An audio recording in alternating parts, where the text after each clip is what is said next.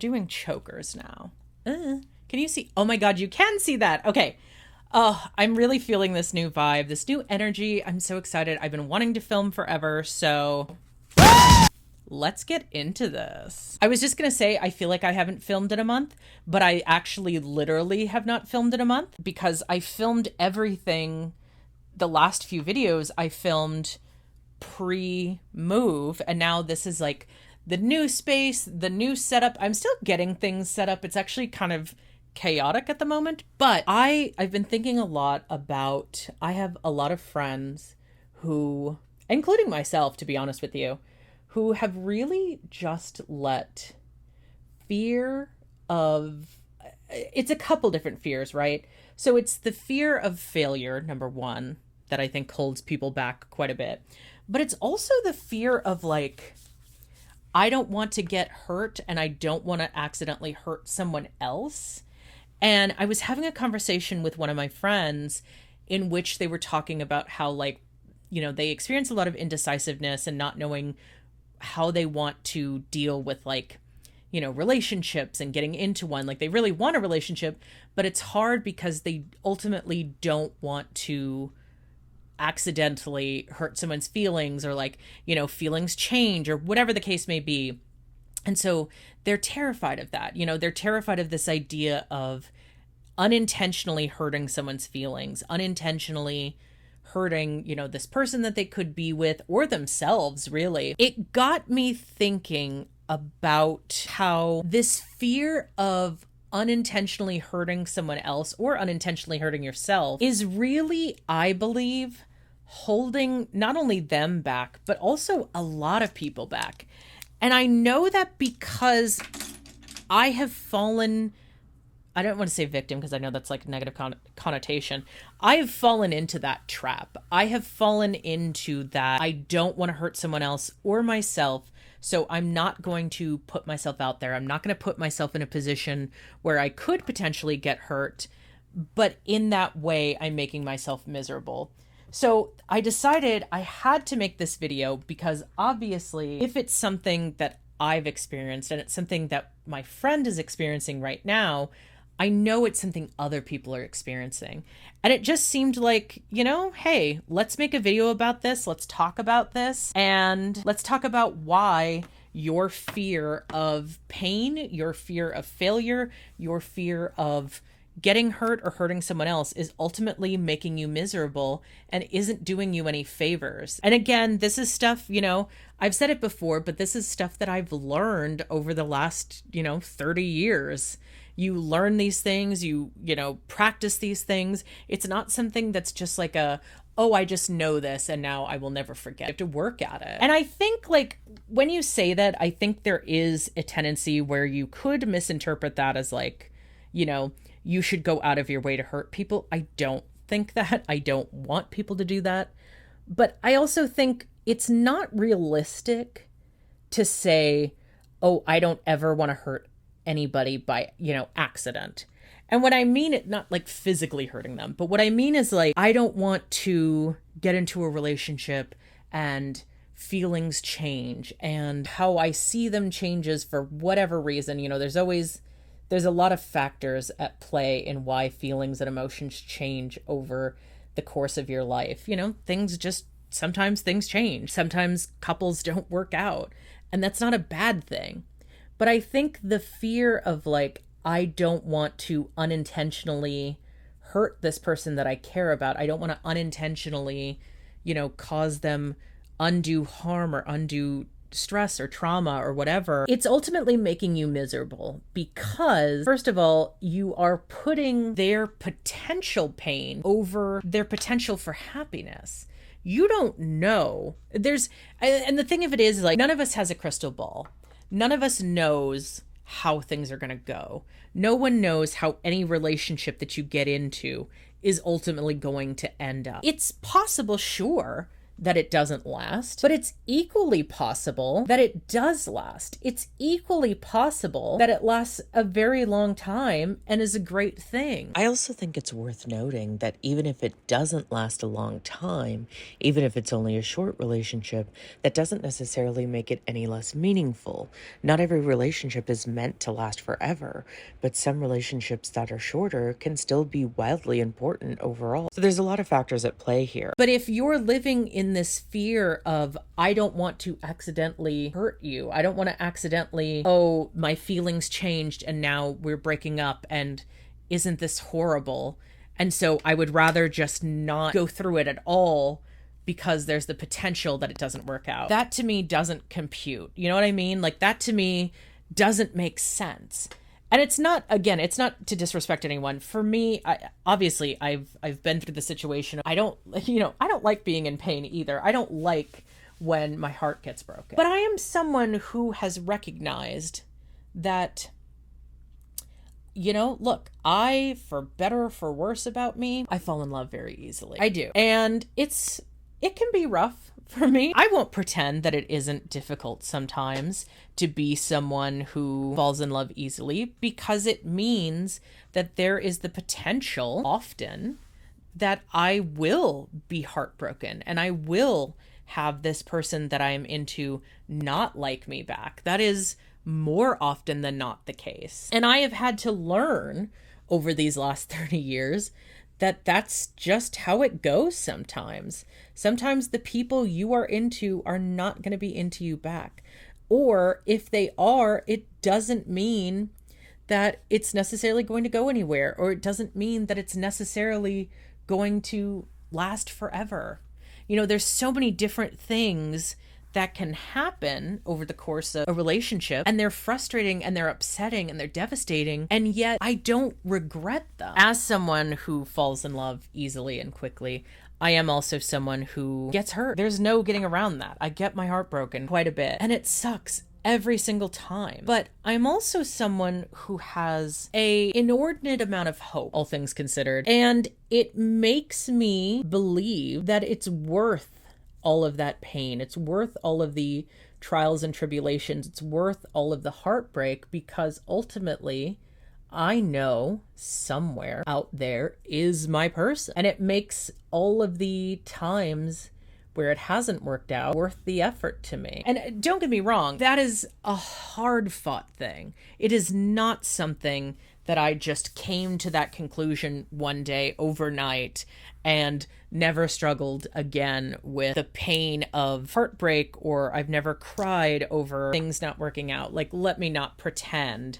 as though I am somehow above it all and I'm no longer affected by emotion. I tried that in high school, and let me tell you, it doesn't even a little bit work. You don't get to be exempt from emotion. And that's another thing too, is there's this idea that if you somehow save yourself from emotions and not let yourself get hurt by not ever letting yourself experience love or experience heartbreak or experience loss or any that was heartbreaking.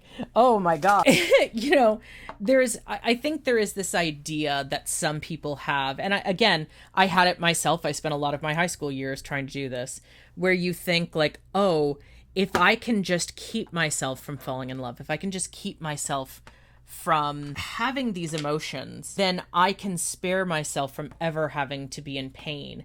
If I can just lock my heart away, as it were, I can spare myself from ever having to experience heartbreak. I can tell you from experience that's not how it works. I can tell you from experience that's not how this goes. You're not exempt. As much as you would like to believe that you could be, you are not exempt from these emotions. Even someone who's not into romantic love can still feel love in other ways and still be affected by that. So make no mistake, that doesn't exempt you either. I think the conversation in this particular video, because my conversations tend to always be about love, but I do think this particular video maybe is going to skew more towards that. But I do want to say, I think any feelings whatsoever, be they romantic love or just friendship love or anything else like that, it still is something that you can be hurt by. Friendship breakups can hurt a fucking lot more than you would think. I think people don't always take friendship relationships as seriously as they do. Who am I kidding saying they don't take them as seriously? They don't take them seriously at all. People, generally speaking, do not take friendship relationships as seriously.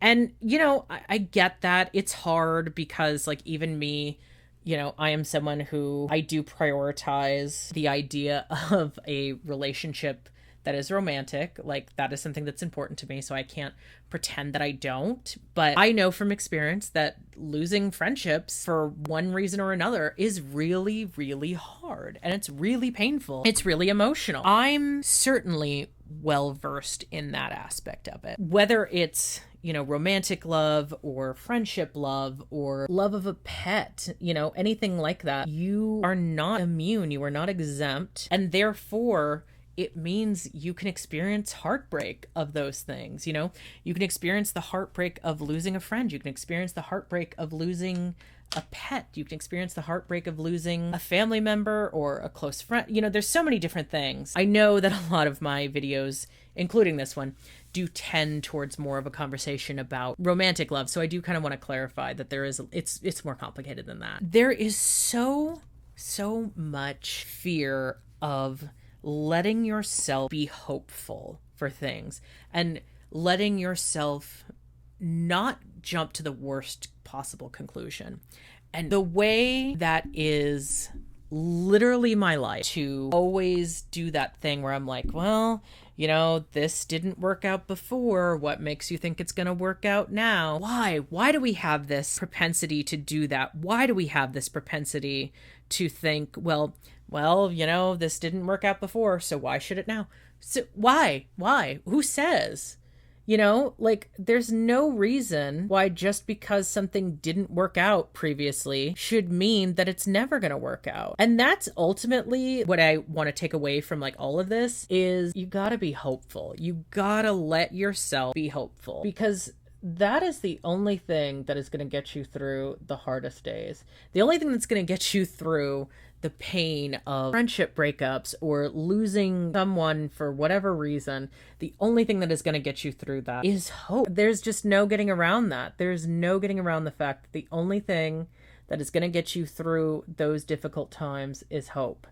Hope that it's not always going to be this way. This is not how things have to be, and it's not how it's always going to be. That's what you ultimately need. And I think, listen, I'm the first one to say hope is scary as hell. It can be very, very scary, especially when you've experienced trauma. And I think most people who second guess things like that, we can say they've experienced some trauma. I will say for me, I think the fear of, I don't know that I experienced the fear of hope as much. I feel like hope is something that I'm pretty good at generally. It's one of the few things that I feel like I said, I have an abundance of. I couldn't tell you why, but it is something I feel like I do have a definite abundance of, is hope. I'm hopeful, but also the fear exists in the back of my mind of things didn't work out the last time, so what makes you think they will now? So it's a complicated thing, right? There is that hope. There is that feeling that things should work out, and I believe that they will eventually.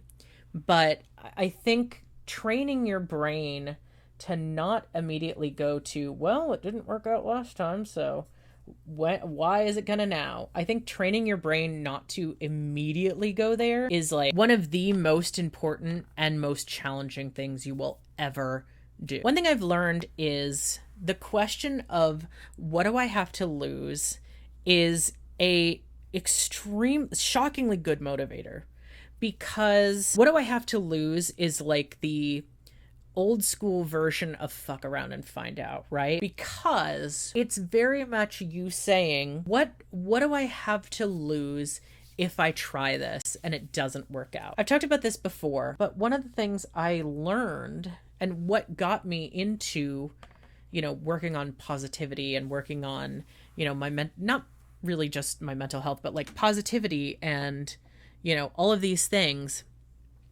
was me saying, what do I have to lose? What do I have to lose if everything that I've read about being a positive person and thinking, what if things work out? What do I have to lose if that's wrong? What do I have to lose if everything I've heard about, manifesting and affirmations and speaking positivity, what do I have to lose if that's wrong? Because realistically, you're not losing anything. Maybe time is wasted, but, that depends on your definition of time wasting and what is a waste of time. And I know we've all been kind of told that time is money, and time is fleeting and you have to use your time wisely and valuably, but realistically speaking, I think bettering yourself is always a good use of your time. How could it not be? But even assuming it wasn't, even assuming you determined that wasn't what I thought it was going to be, it wasn't what it needed to be, or whatever the case may be, you really have nothing to lose. Unless you're, shelling out money to go to a conference, it costs nothing to watch a video on YouTube about positivity and how to be a more positive person and how to love yourself and how to appreciate yourself and how to, say gratitude and affirmations. We are in very many ways living in the best possible timeline for education. And I know that it's hard because there's a lot of misinformation out there, and that's very frustrating. But there are a lot of really great resources out there that have a lot of great information about self-improvement and loving yourself and not falling into the trap of self-loathing and positivity and all of these things. One of them that I really enjoy is an artist called Struthless. I don't actually know how to pronounce his name because I don't think I've ever heard it pronounced. But I'll have his video on, or I'll have his channel on screen. He's an amazing, amazing artist. And he had some very, very low lows in his life and very, very difficult things that he had to overcome. And seeing his videos and hearing him talk is like, oh, okay. It just puts things into perspective and really makes me this. You can make this happen for yourself. You just gotta it does take work. That's not always fun. It's not always the fun work. It's not always the exciting work. Sometimes the work you have to do on yourself is kind of boring, but it needs to be done. You need to love yourself and say affirmations that are a little bit silly, like, I'm worthy, I'm beautiful, I'm amazing, and say them into a mirror, even though it feels weird. Because again, it's the question of what do you have to lose by doing that? Even if it looks silly, even if you're embarrassed of yourself, even if it's cringy, you have nothing to lose by doing these things, and potentially everything to gain. And that's really what I realized and what made me decide, like, okay, you know what? I'm going to try all of this. I'm going to try positivity. I'm going to try the manifesting. I'm going to try all of it, because what did I have to lose? What I was doing up to that point wasn't working. I wasn't happy. I wasn't any more successful. What did I have to lose by trying? And as it turns out, nothing. I had nothing to lose. And I had everything to gain. And I did. I talk about the things that I talk about, and I've talked so often about how I was so miserable as a young person and never thought I could be happy. I talk about those things so much because it's important for people who may be going through what I went through at that time. Maybe if they're going through it now, if they can see that it doesn't have to be that way. It doesn't have to be a forever thing. There is hope. It does get better. It's like life gets better if you let it, but it takes work. Life gets better, but it takes work. And I think that's the ultimate lesson. It made me look at my life and where I was at and where I wanted to be and say, okay, well, if all of these people who are where you want to be are saying, this is what you got to do to get there, and you haven't done it, and now you're like, okay, I'm gonna try and do it. What do you have to lose by trying it? What do you have to lose by just seeing? It's a great motivator, I gotta say, which I think is kind of related to the same thing in terms of like fear of failure is very much like, I don't want to start a project because what if it doesn't succeed the way I think it should? And I think that really will hold you back. Let me tell you, some of my videos do very, very well. And some of them don't do as well as I'd like. And I can spend time trying to figure out what the common denominator is, why they don't do well,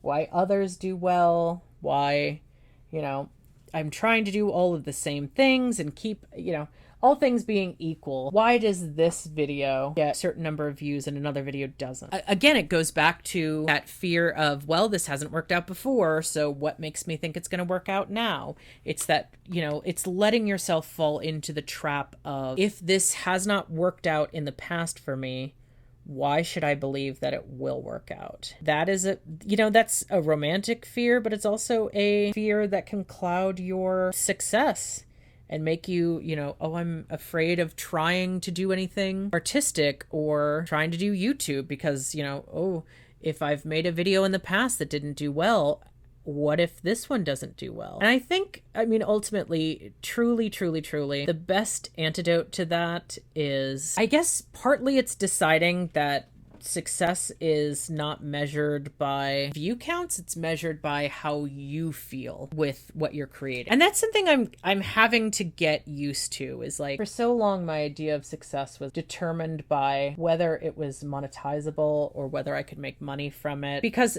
like most people, I tire of working a 9-to-5.